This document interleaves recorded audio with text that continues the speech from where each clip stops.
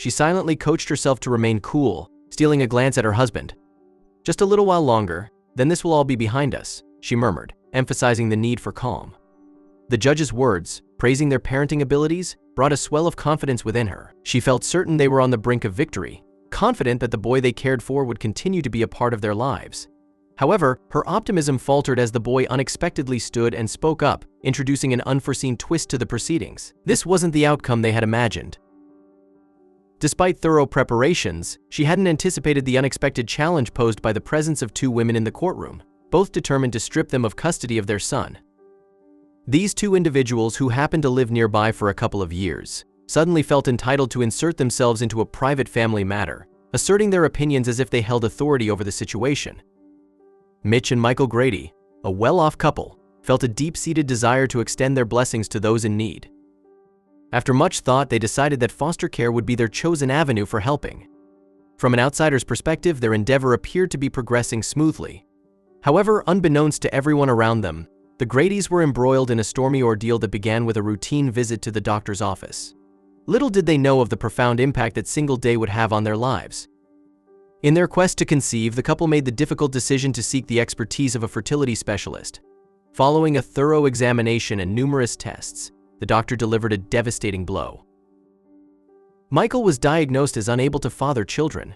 As if that wasn't heart-wrenching enough, additional tests unveiled yet another layer of hardship for the couple to bear. Mitch was informed of complications with her womb that rendered her incapable of carrying a child to term. The weight of this dual diagnosis left the couple grappling with profound sorrow and a sense of profound loss.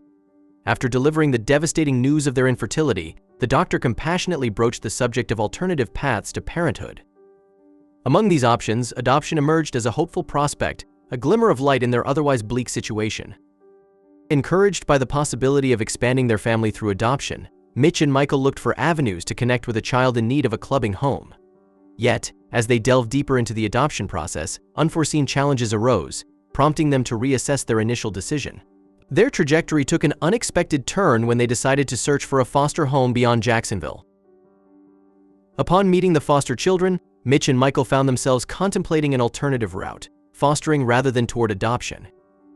Motivated by pure intentions and a genuine desire to make a difference, the couple wholeheartedly welcomed numerous children into their home, providing a safe haven for those in need of love and stability. However, they found themselves unprepared when things took a dark turn. The neighbors of the Grads witnessed cheerful, lively children coming in and out of Michael and Mitch's house, unaware of any problems lurking beneath the surface. Everything seemed normal from afar. However, when Eliza and her wife Dana arrived, things took a different turn. Eliza, who worked from home, overheard something one day that made her worried. Initially, Eliza and Dana believed that having a conversation with Mitch about what they had observed would be enough to address the concerns. They never thought they'd end up in court over it. Their son Calvin was friends with one of the foster children living with the Grady family.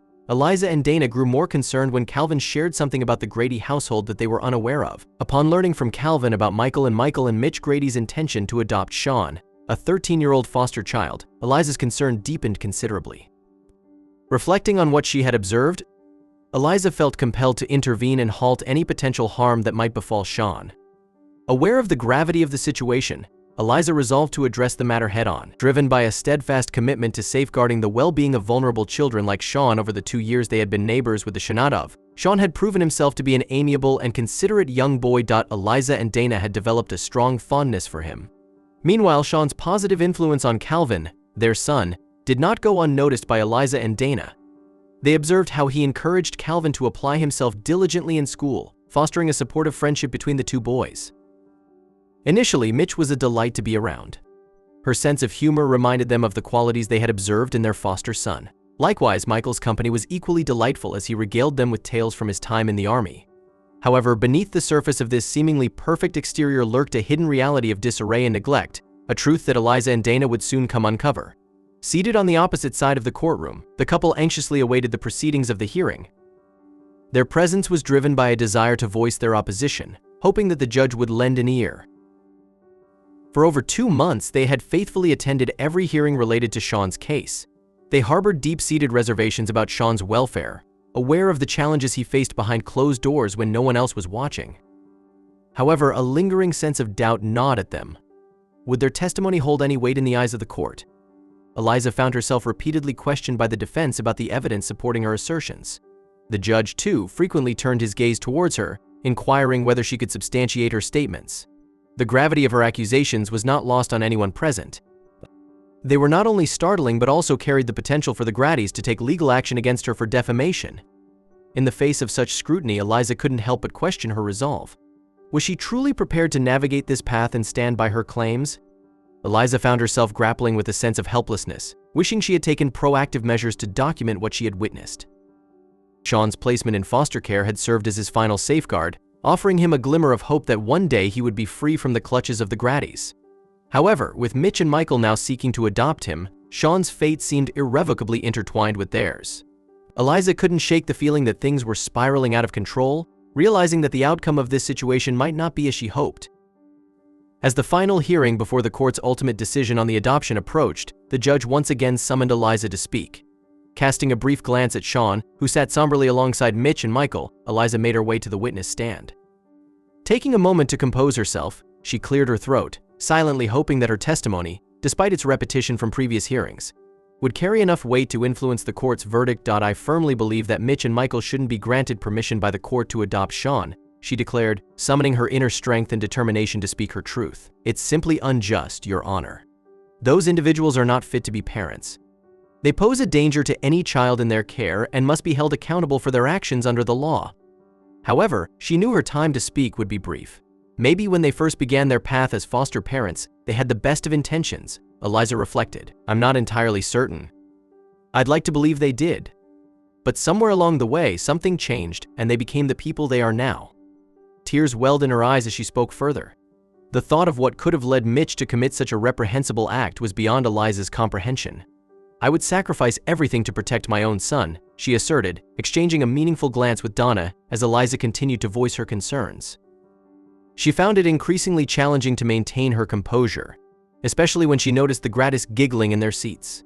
Dana intervened, leading Eliza away with the judge's approval, recognizing the futility of their efforts to sway the court's decision. It was evident to Eliza that victory in this battle was beyond reach. Initially, Dana was skeptical about Eliza's claims. I find it hard to believe Mitch would engage in such behavior, she said. However, Dana knew Eliza to be a person of integrity, seldom prone to dishonesty. Yet one Friday evening, Dana's doubts were shaken when she heard a commotion emanating from the Grady residence. Fortunately, their bedroom was situated at a higher vantage point, affording Dana an unobstructed view of the events in the Grady household. At that moment, Dana's eyes were open to the reality of the situation. Eliza's words had been true. It became increasingly evident to Dana that Sean's well-being hinged on his swift removal from the Grady household. Despite sensing the glimmer of hope reflected in Eliza and Dana's eyes, Sean grappled with the harsh reality that his chances of breaking free from the Grady's clutches were slim without indisputable evidence to support his claims. During the hearings, Mitch and Michael had repeatedly instructed and manipulated Sean.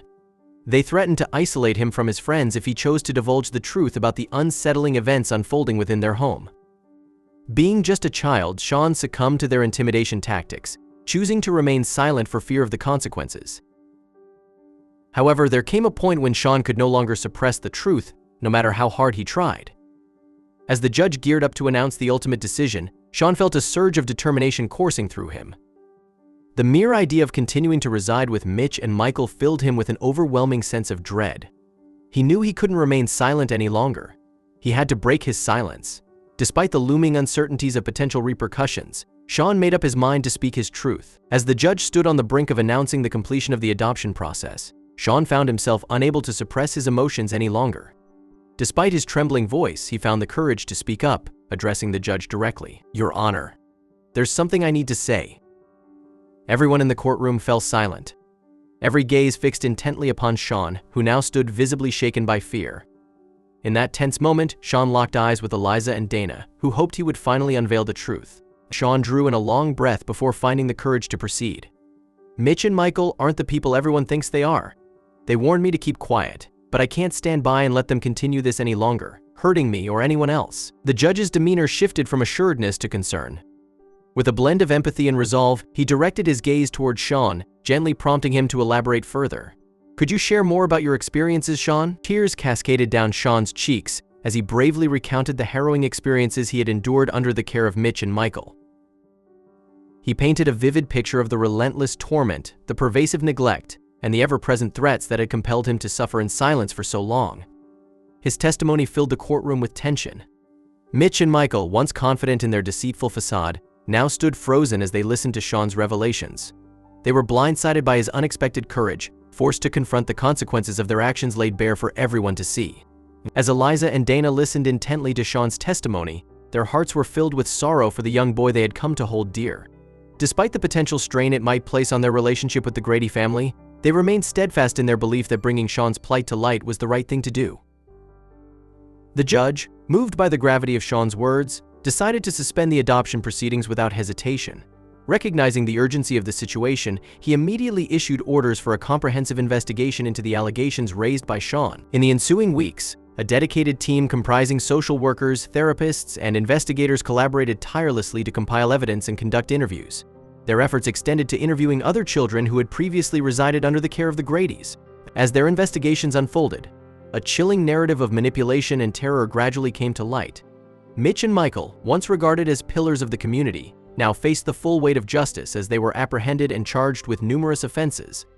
As the case proceeded to trial, additional evidence came to light, further substantiating the validity of Sean's testimony. Sean then found himself enveloped in a compassionate network of individuals who deeply cared for his well-being. Following the legal proceedings, Mitch and Michael Grady were deemed guilty of their crimes and handed down significant prison sentences. With the perpetrators held accountable for their actions, Sean could finally bid farewell to the nightmare that had plagued him for so long. Eliza and Dana were celebrated as champions for their bravery in advocating for justice. Their unwavering resolve not only rescued Sean from harm but also shed light on systemic shortcomings that cried out for reform.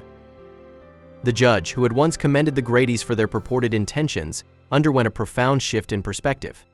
He came to acknowledge the critical importance of implementing rigorous screening procedures for prospective foster parents. In Sean's newfound family, he found the affection, nurturing, and sense of security that had eluded him for so long. Flourishing in his fresh surroundings, he forged meaningful connections, fostered friendships, and demonstrated remarkable academic progress. As time passed, the wounds of his past gradually faded, replaced by a newfound sense of hope and optimism for the days ahead. His journey served as a testament to the indispensable roles of vigilance and activism in safeguarding the well-being of the vulnerable.